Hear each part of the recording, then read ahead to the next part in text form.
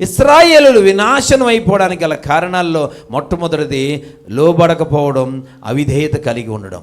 రెండవ కారణం ఏంటంటే దేవుడు పరిశుద్ధపరిచినటువంటి, శాశ్వతంగా పరిశుద్ధపరచబడిన దేవుని మందిరములో హృదయపూర్వకంగా ప్రవేశించకపోవడం. దేవునికి స్తోత్రం. అనేకులు ఈరోజు పిల్లరా ఆచారపూర్వకంగా దేవుడు సన్నిధికి వస్తూ ఉన్నారు.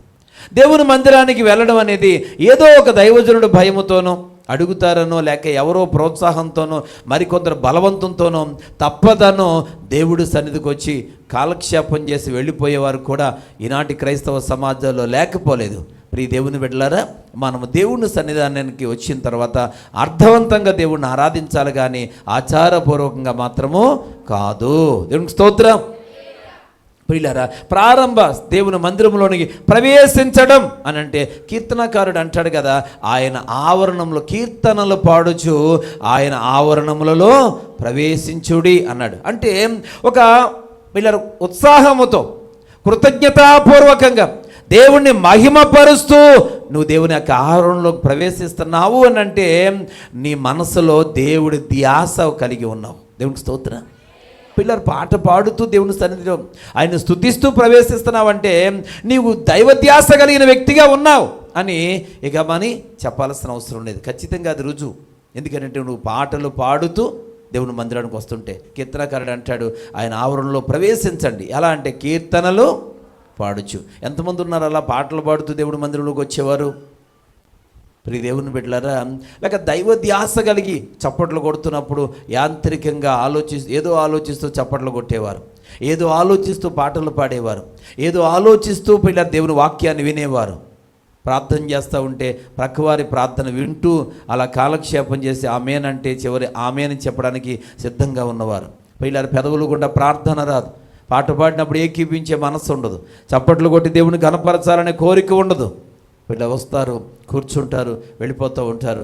ఈనాటి క్రైస్తవ సమాజంలో పిల్లలు అనేక మంది ఇలాగే కాలక్షేపం చేస్తున్నారు. ఇశ్రాయేలు ప్రజలు వినాశనం అయిపోవడానికి గల కారణం, రెండవ కారణం ఏంటంటే నామకార్థంగా దేవుడి మందిరానికి వస్తూ ఉన్నారు, కొందరైతే దేవుని మందిరానికి పూర్తిగా రాకుండా ఉన్నారు.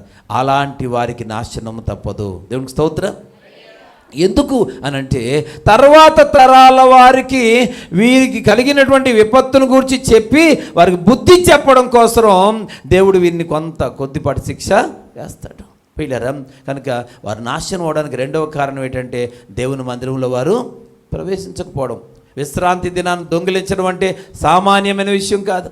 దేవునికి మందిరాన్ని పిల్లరా నువ్వు హృదయపూర్వకంగా అనుసరించకపోతే, ఆరాధించకపోతే అది నీ జీవితానికి, నీ కుటుంబానికి పతనము, అది నాశనం అనే సంగతి ఇక్కడ మనం గ్రహించాల్సిన అవసరం ఉంది. దేవునికి స్తోత్రం.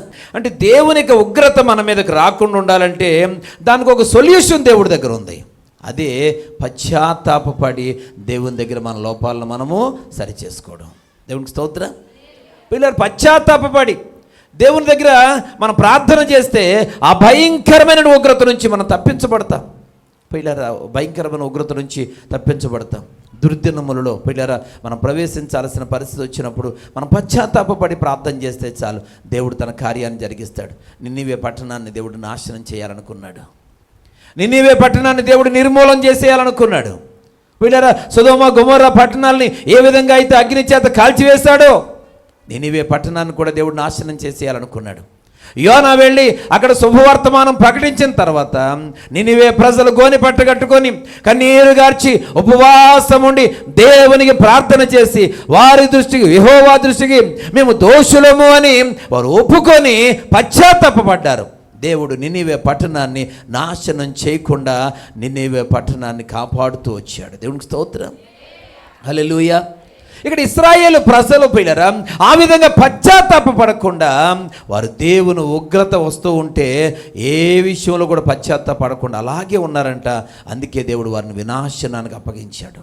ప్రియ దేవుని బిడ్డలారా, ప్రతి విశ్రాంతి దినం దేవుడి సన్నిధానానికి వచ్చినప్పుడు లేక వ్యక్తిగతంగా మనం ప్రార్థన చేసుకుంటూ ఉన్నప్పుడు దేవుని దగ్గర మన దోషములను మనం ఒప్పుకోవలసిన వారమై ఉన్నాం. దేవునికి స్తోత్రం. ఏ విషయంలో కూడా అవిధేయులు కాకండి, ఏ విషయంలో కూడా లోబడనలని ప్రజలుగా ఉండొద్దు. దేవునికి విధేయత కలిగిన వారిగా ఉండాల్సిన అవసరం ఉంది. రెండవది, దేవుని మందిరాన్ని అశ్రద్ధ చేయకండి.